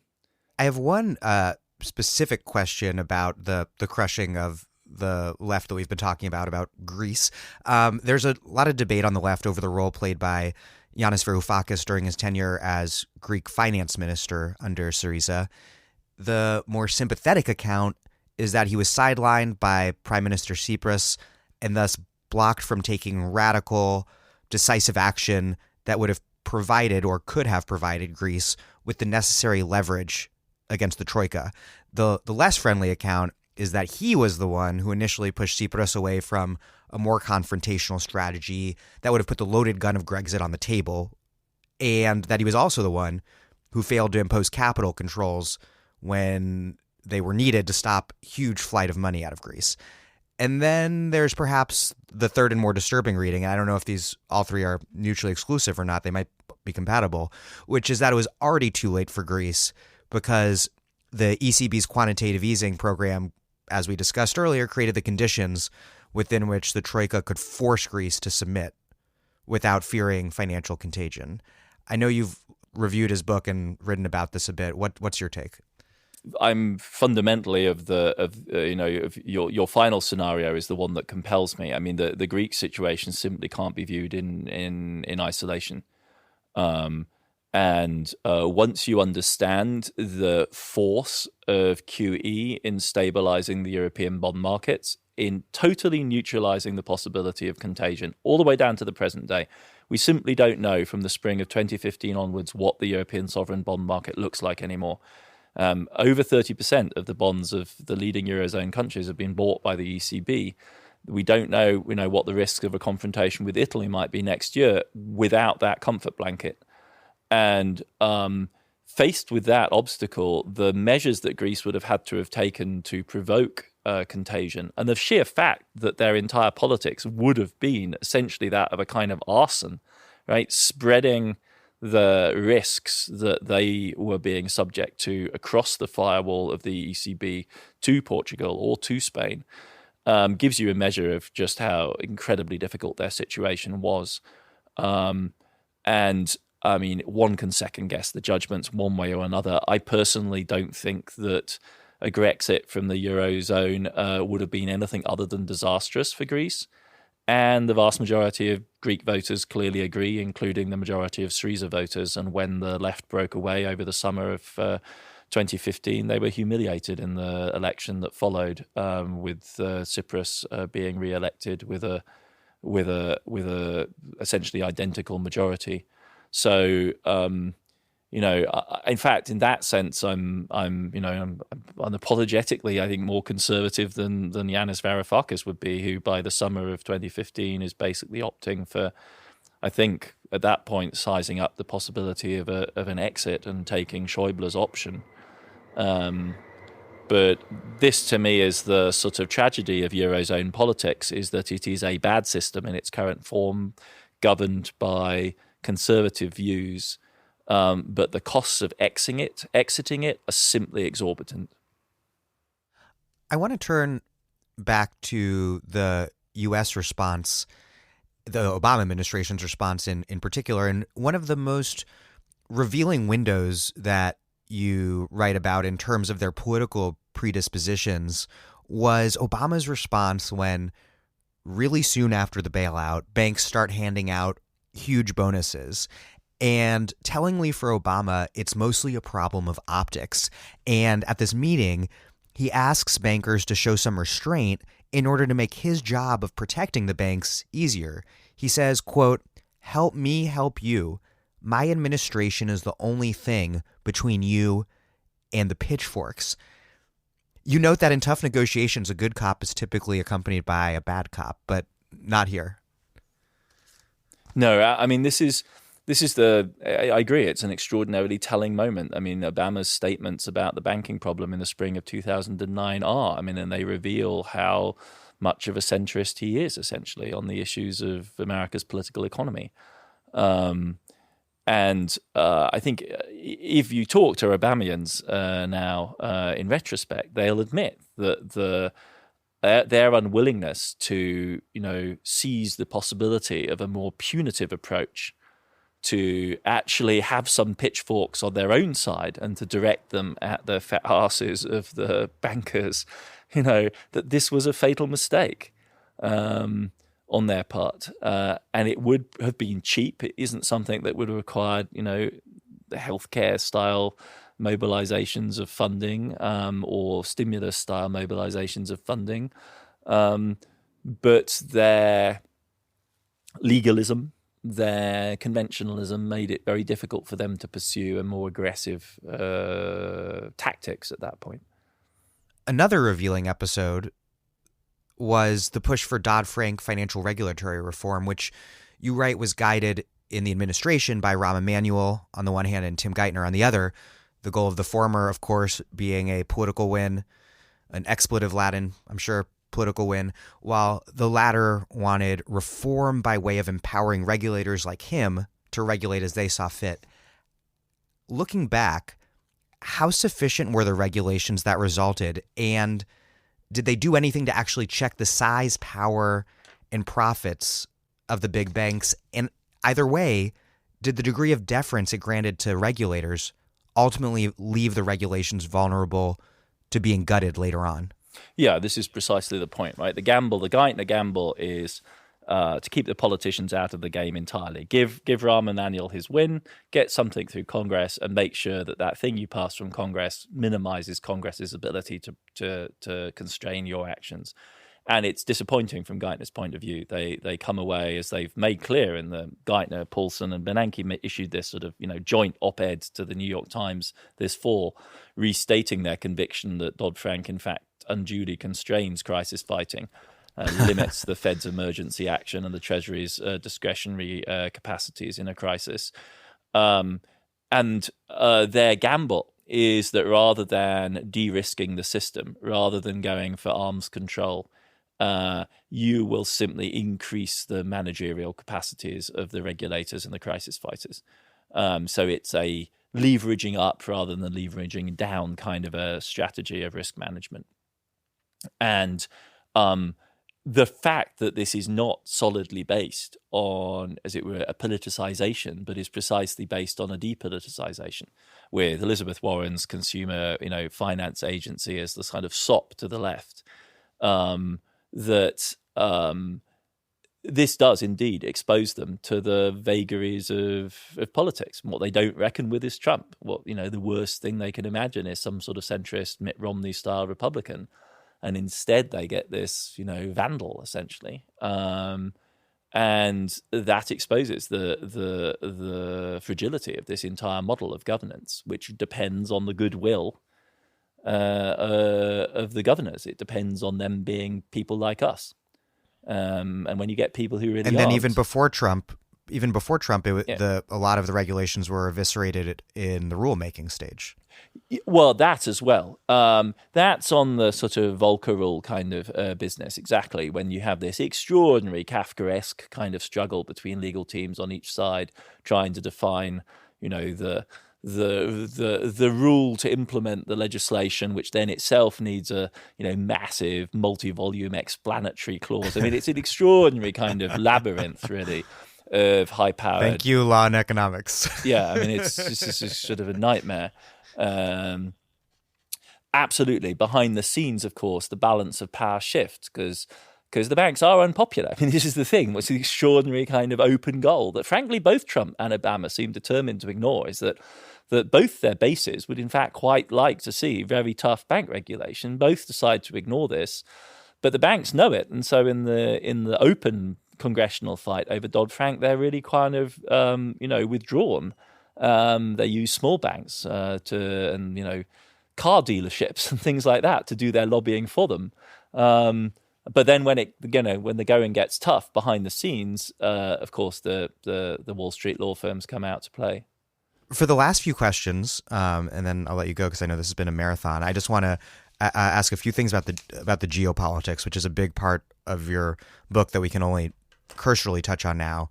First, I want to talk about the magnitude of China's response, which you write was bigger than anything ever done in the U.S., I think, at least outside of war. And it included massive spending and also huge monetary expansion. And you write it was the main force counteracting the global crisis. And it seems like an argument you're making here is that China's authoritarian government succeeded where Europe failed because it could move decisively and rapidly. And similarly, you write that Russia orchestrated one of the largest crisis responses, which was, quote, a top-down corporatist stimulus. So my question is, while Europe's failed response obviously lacked a lot of democratic legitimacy, the, at least in technocratic terms, successful responses in Russia, China, and the U.S. all seemingly required a two-way relationship between government and finance and business with no real public input or scrutiny. Is that right? And what does it reveal, if so? I'm glad that you introduced the United States into the comparison, because I think that is crucial. With regard to the immediate bank crisis fighting, which China doesn't have to do, Russia does have to do, and Europe has to do, it's undoubtedly the case, I think, that having the kind of incredibly tight-knit network that American, oligarchy has produced since the 1990s is kind of helpful. I mean, I'm not saying this isn't to advocate this as an arrangement. It's just, if one's trying to describe the way in which this decision-making circuit finally, after the shock of Lehman, springs into action, one has, I think, to allow for its effectiveness. The only country that comes close to the US in terms of the coherence of its policy response is France, which is widely regarded as the most elitist, most networked of the European states, even more so than Great Britain. So there is an element to that kind of logic here. But I would say that, if we're comparing fiscal programs, then credit where credit is due. The United States delivers a large, of course we would like it to be larger, but it's a historic, stands comparison with the New Deal fiscal stimulus. It does it through Congress, it does it quickly, it delivers. So this isn't a sort of, a general a celebration of authoritarian activism as opposed to democratic incompetence. The Obama administration incoming recognizes the need to do a stimulus and does one, and it forces Congress to meet at weekends to make sure it gets done.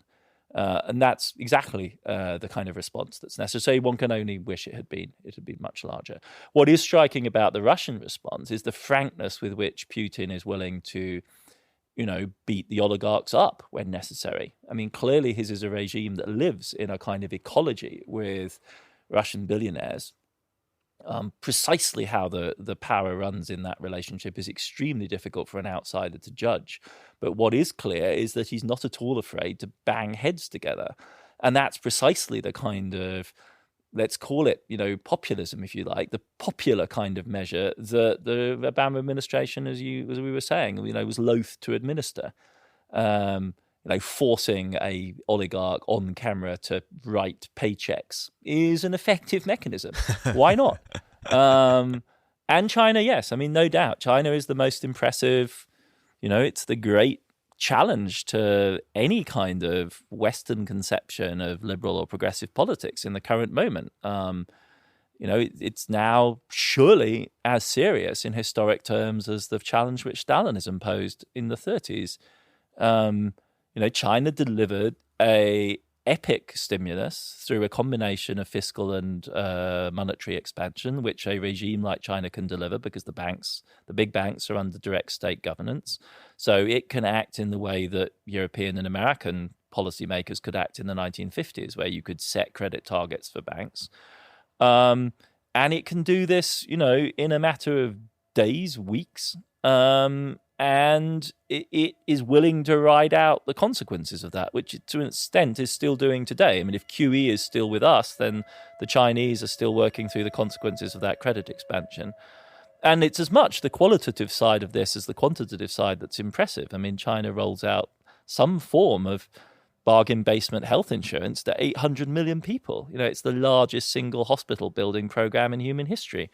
And this is while, America is floundering over affordable care. I mean, America doesn't need China to make affordable care look miserable, but China really kind of puts it in perspective. And I do think that poses, really profound questions for us, broadly speaking, questions of legitimacy in the West. It's like, if that's what effective government can deliver, of course, with huge, painful, horrible trade-offs, how do we respond to that kind of challenge? We don't know the answer to that at this point.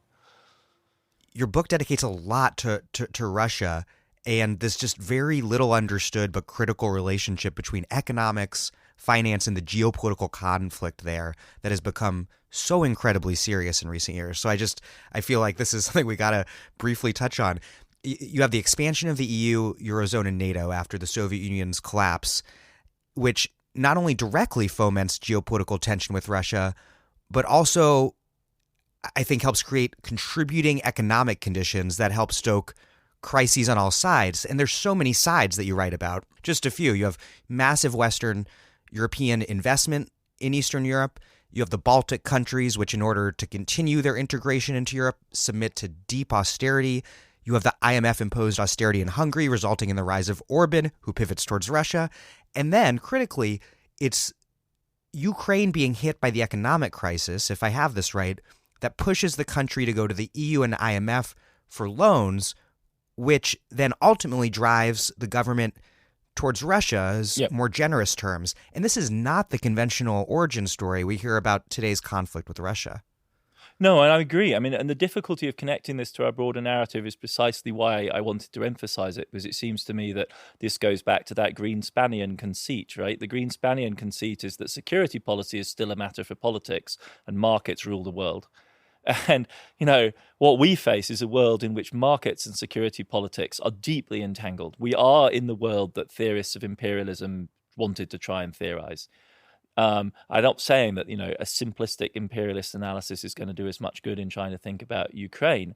But this is true not just in Eastern Europe. I wanted, when I was writing the book, to have an equivalently heavy strand on the Middle East.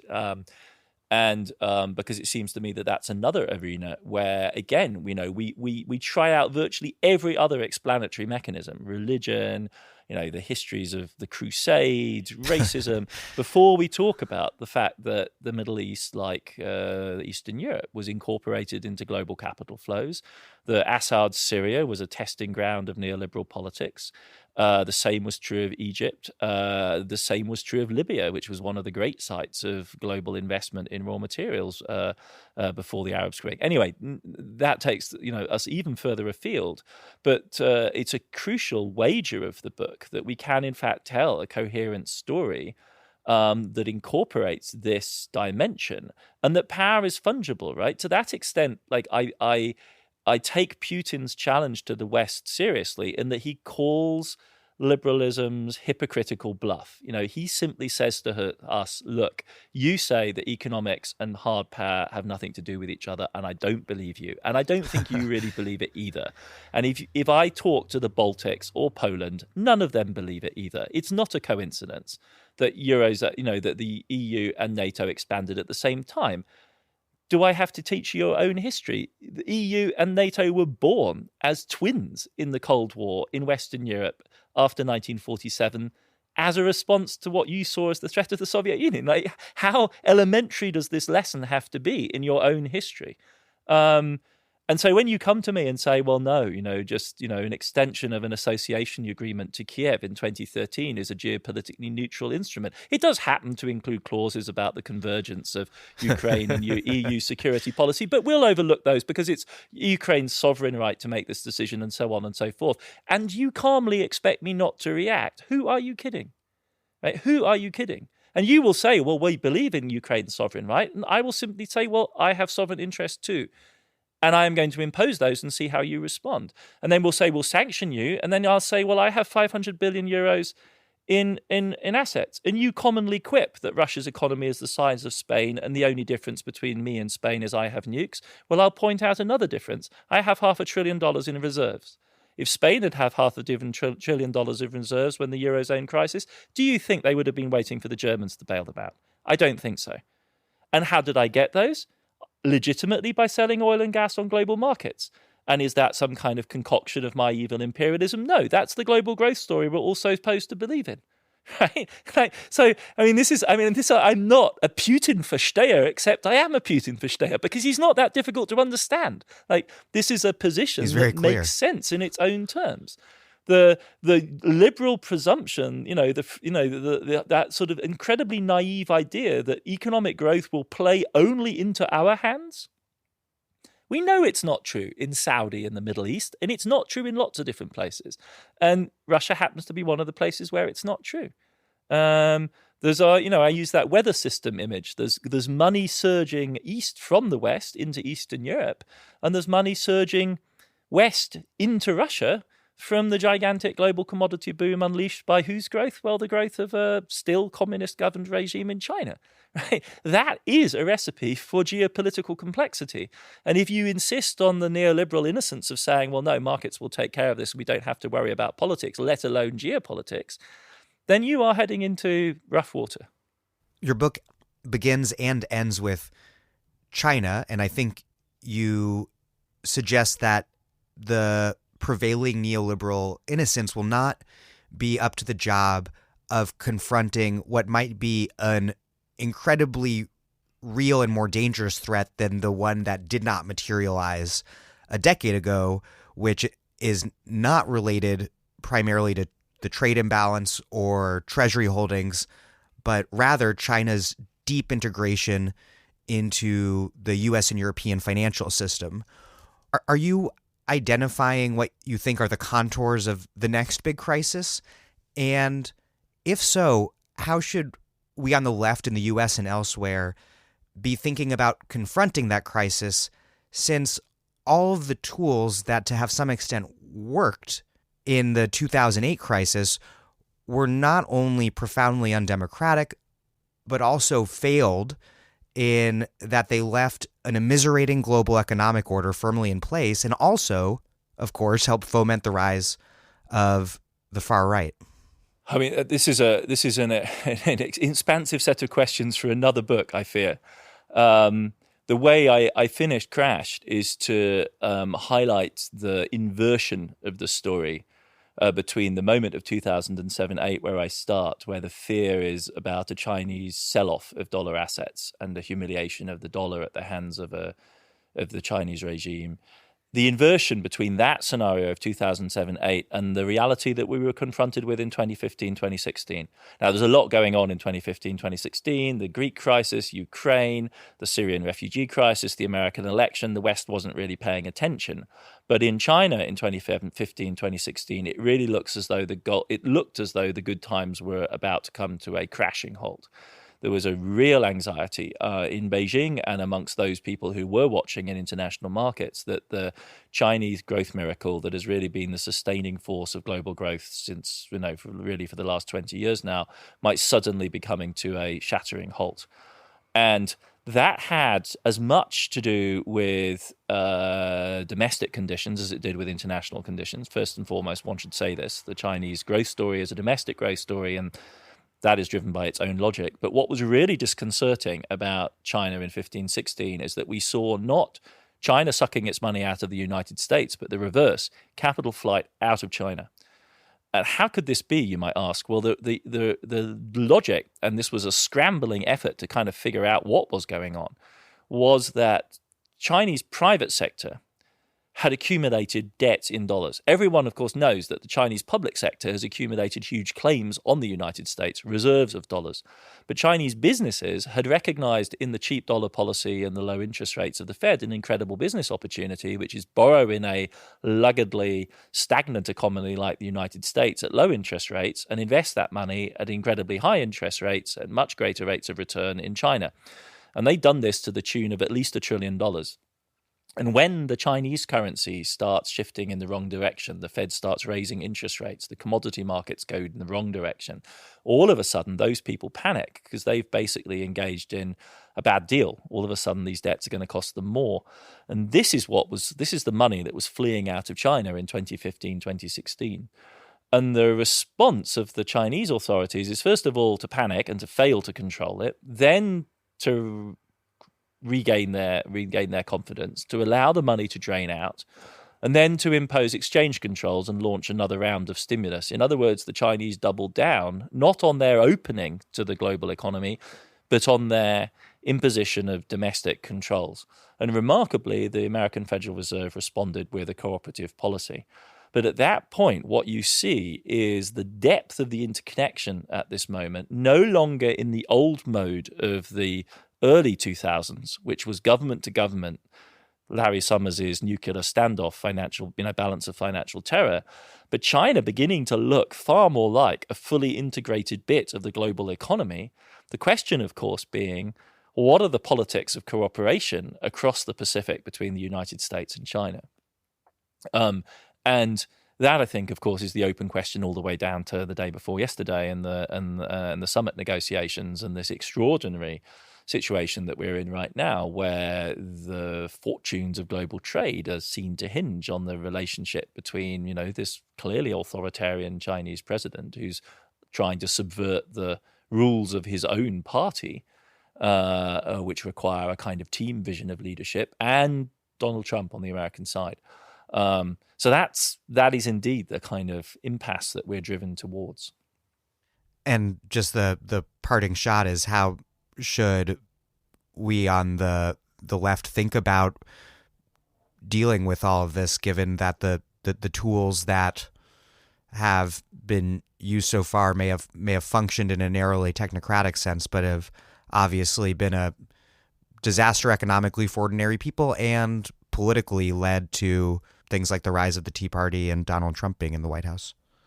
Yeah, I mean, I think especially in dealing with China, there's a real temptation for the American left to pick up some of the instruments and some of the language that are familiar from the other side, if you like.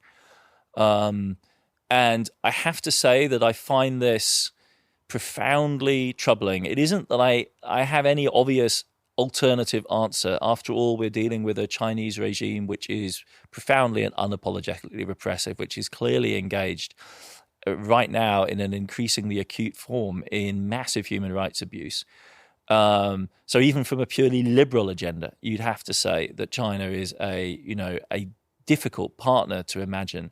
But I find the possibility of a convergence around a politics of protectionism directed towards China extremely unappetizing. I mean, it seems to me to play into all of the wrong channels in American politics. But I'm not saying this because I feel I have any obvious answer to the question that you're posing, but it does seem to me to be the place where a conversation about a left policy agenda really needs to start and to get serious quite quickly. Because certainly the Democrats are not any real alternative. After all, Hillary Clinton was the Secretary of State who pioneered the pivot. I think under the counterfactual of a Clinton presidency, it's easy to imagine an escalation of a similar type. Perhaps it might have been more multilateral, but it's unclear, I think, whether she would have pushed TPP either, the regional trade pact with America's allies in that region. It needs to be a conversation, ideally, I think, with a wide range of actors across the region. We need to be looking for partners in Australia, South Korea, Japan, Taiwan, in India, in all of the obvious regional partners where there is freedom of speech and something like democratic conditions that would enable that conversation to take place. Because I do think the left needs to work this out, and it's not obvious to me right now what the position should be. Well, Adam Tooze, thank you very much. It's a pleasure. Thank you for having me on.